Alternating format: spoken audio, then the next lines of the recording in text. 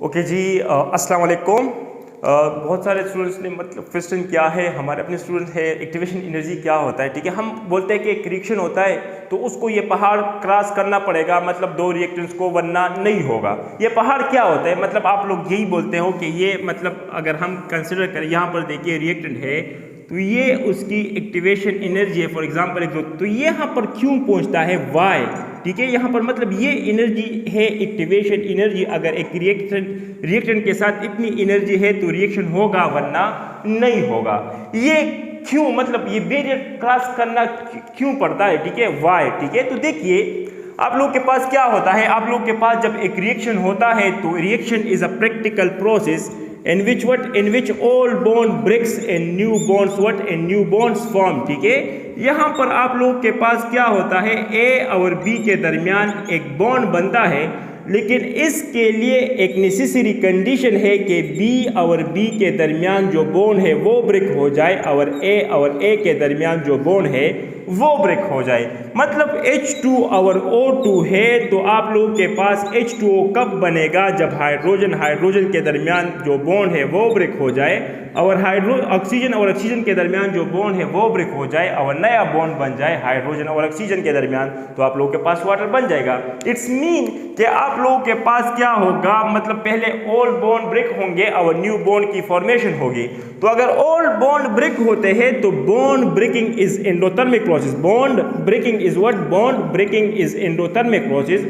Bond breaking जो होता है वो आप लोगों के पास होता है एंडोथर्मिक प्रोसेस। तो देखिए मतलब अगर ये एंडोथर्मिक प्रोसेस है, क्योंकि जब H2 बन रहा था, O2 बन रहा था, तो वहां पर एनर्जी रिलीज हो रही थी। अब उतनी ही एनर्जी वो एब्जॉर्ब करेगा फॉर द ब्रेकिंग। तो देखिए आप लोगों के पास यहाँ पर रिएक्टेंट थे तो यहाँ पर बॉन्ड, तो आप यहाँ तक उसको क्या करोगे, पहुंचाओगे। यहाँ पर हाइड्रोजन है और ऑक्सीजन है, यहाँ पर दूसरा हाइड्रोजन और ऑक्सीजन। मतलब ये हुआ कि आप लोगों के, अगर मैंने यहाँ पर ए लिया है तो आप ये कंसिडर करें, ये ए है, ये भी ए है, ये बी है और ये भी क्या है, बी है। तो देखिए यहाँ पर ए के दरमियान और बी के दरमियान जो बॉन्ड है वो ब्रेक हुए। इट्स मीन कि ये हाईली अनस्टेबल स्टेट है, जिसको हम क्या बोलते हैं, एक्टिवेटेड कॉम्प्लेक्स बोलते हैं। ठीक है, या ट्रांजिशन स्टेट्स बोलते हैं। ठीक है, ट्रांजिशन स्टेट। तो देखिए मतलब यहाँ पर आप लोग के पास जब बी के दरमियान बॉन्ड बन रहा था तो मैंने क्या बोला था कि बी और बी जब एक दूसरे के करीब आ रहे थे तो आप लोग के पास इसके दरमियान इंटरन्यूक्लियर डिस्टेंस क्या हो रहा था, डिक्रीज हो रहा था। लेकिन ये वो पॉइंट था कि इससे करीब जब जाएगा तो आप लोग के पास क्या होगा, आप लोग के पास अनस्टेबिलिटी वापस क्या हो रही थी, बढ़ रही थी। ठीक है, तो अब देखिए यहाँ पर वही चीज अगर दोबारा ऊपर बैठना, यहाँ पर B2 है तो अगर बी बनाना चाहते हो तो एनर्जी दोगे ना, ऊपर पहुंचाना चाहते हो तो बिल्कुल इसी तरह यहाँ पर ये एनर्जी क्या है, एक्टिवेशन एनर्जी है। इट्स मीन कि अगर आप ए और बी के दरमियान बॉन्ड बनाना चाहते हो तो पहले जो बी के दरमियान बॉन्ड है और ए के दरमियान बॉन्ड है वो ब्रेक करना पड़ेगा और वही आप लोग के पास क्या होती है, एक्टिवेशन एनर्जी होती है। ठीक है, अब यहाँ पर क्या हो जाएगा, ए और बी के दरमियान बॉन्ड फॉर्मेशन हो जाएगा। तो bond formation is exothermic process, तो एनर्जी क्या होगी, रिलीज होगी। अब ये एनर्जी रिलीज किस पर डिपेंड करती है, ये बॉन्ड फॉर्मेशन और बॉन्ड ब्रेकिंग पर डिपेंड करती है। अगर ए और बी के दरमियान जो बॉन्ड है ये स्ट्रॉन्ग हुआ, ए के दरमियान और बी के दरमियान जो बॉन्ड है उससे, तो ओवरऑल एनर्जी आप लोग के पास क्या होगी, रिलीज होगी। मतलब यहाँ पर स्ट्रॉन्ग बॉन्ड बन रहा है तो स्ट्रॉन्ग बॉन्ड में जो एनर्जी होती है वो ज्यादा रिलीज होती है। तो देखो एब्जॉर्ब कम हुआ है और रिलीज ज्यादा हुआ है। तो आप यहाँ पर देखिए, यहाँ पर ये जो डिफरेंस है इसको क्या बोला जाता है, इसको बोला जाता है डेल्टा H, और वो आप लोग के पास क्या है, नेगेटिव, क्योंकि फाइनल माइनस इनिशियल आपको करो आपको क्या आ जाएगा, मतलब डिक्रीमेंट एनर्जी में क्या आया है, डिक्रीज आया है। इट्स मीन कि इस केस में जो प्रोडक्ट है वो आप लोग के पास ज्यादा स्टेबल है as compare to the reactant. ठीक है, तो अब मतलब अगर लेट सपोज हमारे पास जो ए के दरमियान बॉन्ड है वो स्ट्रॉन्ग हुआ ए बी के दरमियान के बॉन्ड से, या बी का जो बॉन्ड है वो स्ट्रॉन्ग हुआ ए बी के दरमियान के बॉन्ड से, तो देखिए आप लोग के पास क्या होगा, आप लोग के पास ऐसा हो जाएगा कि ये रिएक्टेंट्स है और प्रोडक्ट्स, मतलब यहाँ पर अब एनर्जी इतनी ज़्यादा रिलीज, अब ये आप लोग के पास प्रोडक्ट हुए ये। तो अब देखिए प्रोडक्ट्स की एनर्जी क्या है, प्रोडक्ट की एनर्जी ज़्यादा है। तो अगर प्रोडक्ट की एनर्जी ज़्यादा है as compare to what the reactant, it's mean कि आप लोग के पास प्रोडक्ट जो है अनस्टेबल है और रिएक्टेंट क्या है, रिएक्टेंट स्टेबल है। इट्स मीन के रिएक्शन एंडोथर्मिक है क्योंकि आप लोग के पास जो प्रोडक्ट बना है उसने हीट क्या किया है, एब्जॉर्ब किया है। तो ऑटोमेटिकली एक चीज़ के साथ एनर्जी कब ज़्यादा होती है, तो जब वो और आल क्या करता है, एनर्जी को एब्जॉर्ब करता है ना, अनस्टेबल होता है। जिसके साथ एनर्जी ज़्यादा होती है वो अनस्टेबल होता है, ठीक है। तो मतलब ये इस पर डिपेंड। अब ये देखिए यहाँ पर जो ये डिफरेंस है, ये डिफरेंस देखिए यहाँ पर, ये है डेल्टा एच क्या है, ही एंथैल्पी है, और ये आप लोग के पास क्या होती है, पॉजिटिव होती है। तो देखिए, और ये आप लोग के पास क्या है, ये आप लोग के पास है एक्टिवेशन एनर्जी, क्या एक्टिवेशन एनर्जी। तो देखिए चाहे ये बनाना हो या ये बनाना हो तो आप लोगों ने ये एनर्जी देनी पड़ेगी, तभी आप लोग के पास केमिकल रिएक्शन होगा। अगर एक सिस्टम के साथ इतनी एनर्जी नहीं है कि वो ए के दरमियान और बी के दरमियान बॉन्ड ब्रेक करे, तो ए बी के दरमियान बॉन्ड कैसा बनेगा भाई, इम्पॉसिबल, ठीक है। तो देखिए अगर आप बिफोर द एक्टिवेटेड कॉम्प्लेक्स या ट्रांजिशन स्टेट देखते हो तो रिएक्शन एंडोथर्मिक है। Every reaction before the transition state is endothermic and after the transition state every reaction is exothermic, but our all reaction depends upon the bond। मतलब अगर आप overall बोलते हो कि रिएक्शन एंडोथर्मिक है कि एक्सोथर्मिक है, तो फिर आपको क्या बॉन्ड देखना होगा कि स्ट्रॉन्ग बॉन्ड बनता है कि नहीं, स्ट्रॉन्ग बॉन्ड ब्रेक होता है। अगर स्ट्रॉन्ग बॉन्ड बनता है तो एक्सोथर्मिक, अगर स्ट्रॉन्ग बॉन्ड ब्रेक होता है तो एंडोथर्मिक, ठीक है। इस तरह आप कर सकते हो। अगर वीक बॉन्ड फॉर्म होता है तो एंडोथर्मिक, अगर वीक बॉन्ड ब्रेक होता है तो व्हाट एक्सोथर्मिक। इस तरह आप कंपैरिजन रिलेटिव कर सकते हो, ठीक है। तो देखिए अगर लेट्स सपोज मैं आपसे एक क्वेश्चन करूं कि क्या एक सिस्टम के लिए, क्या एक रिएक्शन के लिए एक्टिवेशन एनर्जी जीरो हो सकती है, तो मतलब एक बुक में एग्जांपल है कि Br2 के केस में Br प्री रेडिकल, ये भी एक स्टूडेंट का क्वेश्चन है, ठीक है, Br प्री रेडिकल, तो इसके लिए जो एक्टिवेशन एनर्जी है वो जीरो है क्योंकि Br pre radical is highly unstable species. लेकिन कभी भी Br आपको प्री रेडिकल के फॉर्म में नहीं मिलेगा, आपको Br2Cl के फॉर्म में मिलेगा, ऑक्सीजन O2 के फॉर्म में मिलेगा, हाइड्रोजन H2 के फॉर्म में मिलेगा। लिथियम भी आपको एटॉमिक फॉर्म में नहीं मिलता, आपको डायटॉमिक फॉर्म में मिलता है, ठीक है, Li2। तो जितने भी आप लोग के पास एटम्स होते हैं वो आप लोग के पास उसकी जो एलिमेंटल फॉर्म होती है वो एटॉमिक फॉर्म नहीं होती। सल्फर है वो S8 के फॉर्म में मिलेगा। तो सब के सब में एटम्स क्या है, मतलब बॉन्डेड है, तो आपको बॉन्ड ब्रेक करना पड़ेगा। तो बॉन्ड ब्रेक करने के लिए आपको एनर्जी रिक्वायर्ड होगी, और वो एनर्जी आप लोग के पास क्या होती है, एक्टिवेशन एनर्जी होती है, क्योंकि वो आप एक्टिवेट करते हो फॉर द अदर एटम्स और मॉलिक्यूल्स, ठीक है।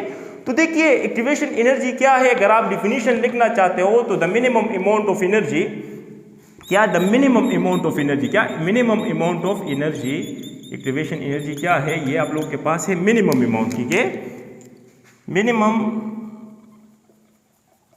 Amount of energy required for what, for a chemical reaction or for occurring a chemical reaction, ठीक है, for a chemical reaction। वो कम से कम एनर्जी, मतलब अगर इतनी एनर्जी है तो केमिकल रिएक्शन नहीं होगा। यही आप लोग के पास क्या है, वो एनर्जी है जो केमिकल रिएक्शन के लिए क्या है, रिक्वायर्ड है, ठीक है। तो मतलब अगर लेट सपोज मैं आपसे क्या बोलूँ, अगर ये बोलूँ कि N2 है और O2 है, ये कंबाइन करते हैं और क्या बनाते हैं, 2NO बनाता है, ठीक है। तो यहाँ पर देखिए, यहाँ पर N और N के दरमियान ट्रिपल बॉन्ड है, O और O के दरमियान डबल बॉन्ड है। तो मतलब बॉन्ड, ट्रिपल बॉन्ड को ब्रेक करने के लिए बहुत ज़्यादा एनर्जी रिक्वायर्ड है। तो मतलब अगर NO के दरमियान बॉन्ड ब्रेक होता है तो उससे पहले आपको कुछ एनर्जी रिक्वायर्ड है, NN के दरमियान तो बॉन्ड ब्रेक हो जाए ना। अगर NN के दरमियान बॉन्ड है तो NO के दरमियान कैसा बॉन्ड बन सकता है भाई। तो सिंपल सी बात है, पहले एक्टिवेशन एनर्जी देना, नाइट्रोजन N2 को एक्टिवेट करना पड़ेगा फॉर द NO। तो NO को एक्टिवेट करने के लिए NN के दरमियान क्या करना पड़ेगा, बॉन्ड को ब्रेक करना पड़ेगा, ठीक है। तो एक्टिवेशन एनर्जी हमेशा जीरो से ज्यादा होती है। ये केस है जिसके केस में जीरो है, लेकिन ये थ्योरेटिकल बातें हैं, मैं नहीं मानता, ठीक है। लेकिन आप क्या करते हो, मतलब अगर आपसे बोले कि before the transition state every reaction is endothermic, after the transition state every reaction is exothermic, but our all reaction depends upon the energy loss, ठीक है।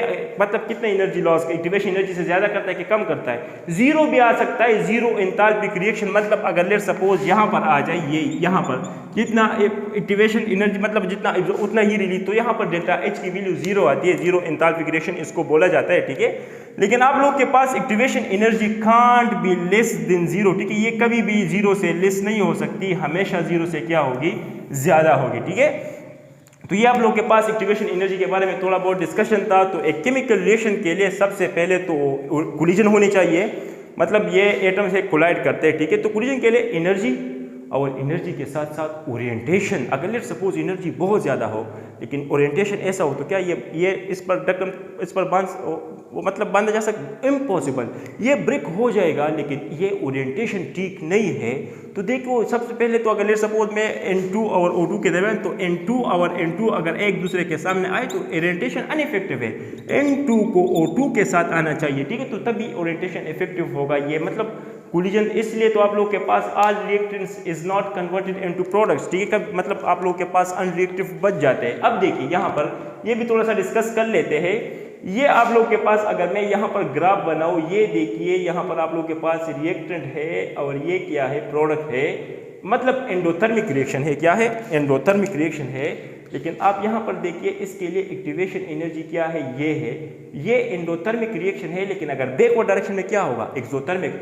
तो फॉर द बैकवर्ड रिएक्शन जो एक्टिवेशन एनर्जी है वो ये है, देखो यहाँ तक पहुँचने के लिए। तो देखो ये टेम्परेचर के इंक्रीज करने से रेट ऑफ रिएक्शन इंक्रीज होगा, ठीक है। मतलब हम बोलते हैं कि एंडोथर्मिक है तो इंक्रीज होगा, अगर एक्सोथर्मिक है तो डिक्रीज होगा टेम्परेचर के। नो नो नो, आप केमिकल इक्विलिब्रियम को रेट ऑफ रिएक्शन से कैसे, मतलब वो तो एक लॉ ऑफ पासिंग, ये चीजें आप कैसे डिस्कस कर सकते? Rate of reaction chemical kinetics से पढ़िए जी। अगर टेम्परेचर इंक्रीज करते हो तो रेट ऑफ रिएक्शन हमेशा इंक्रीज होता है, चाहे वो एंडोथर्मिक हो या एक्सोथर्मिक हो।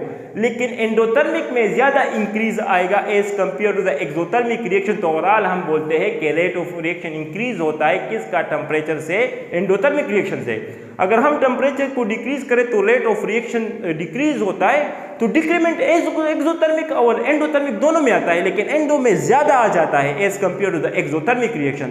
तो देखो रेट ऑफ रिएक्शन हमेशा रेट टेम्परेचर से इंक्रीज होता है, ठीक है। ये केमिकल इक्विलिब्रियम का रेट ऑफ रिएक्शन से कह रहे हैं ना भाई, वो तो मतलब हम वो तो क्या बात है। हम अगर लेट सपोज ये एक्सोथर्मिक रिएक्शन है, ठीक है, अगर N2 है प्लस 3H2 है और ये क्या बनाता है? 2 मोल ऑफ NH, ये एक एक्सोथर्मिक रिएक्शन है। तो अगर मैं टेम्परेचर को क्या करूँ? इंक्रीज करूँ, क्या करूँ? इंक्रीज करूँ, तो फॉरवर्ड रिएक्शन भी इंक्रीज होगा और बैकवर्ड भी क्या होगा? इंक्रीज होगा। लेकिन आप लोगों के पास किस में ज्यादा इंक्रीज आएगा? फॉरवर्ड में ज्यादा इंक्रीज आएगा बैकवर्ड भी इंक्रीज होगा, क्योंकि अगर इस डायरेक्शन में एक्सो है तो बैकवर्ड क्या होगा? एंडो होगा। तो अगर मैं टेम्परेचर को इंक्रीज करूँ तो क्या रेट ऑफ रिएक्शन में दोनों में इंक्रीज आएगा, लेकिन बैकवर्ड में ज्यादा इंक्रीज आएगा as compare to the forward, ठीक है। तो ये लॉ ऑफ मास सेक्शन से आप कंफ्यूज ना हो जाए, वो केमिकल इक्विलिब्रियम से, ठीक है। रिचार्ड प्रिंसिपल वो तो बस बोलता है, ठीक है, सब कुछ। ये तो केमिस्ट्री में मजे होते हैं, ठीक है, मजे, ओके। तो ये आप लोग के पास क्या था? एक्टिवेशन एनर्जी के कुछ क्या आते हैं आप लोग के पास पॉइंट्स से, ठीक है। फिर भी अगर आपको प्रॉब्लम है तो आप शेयर करें, इंशाल्लाह बातें करेंगे। Thank you very much, good bye.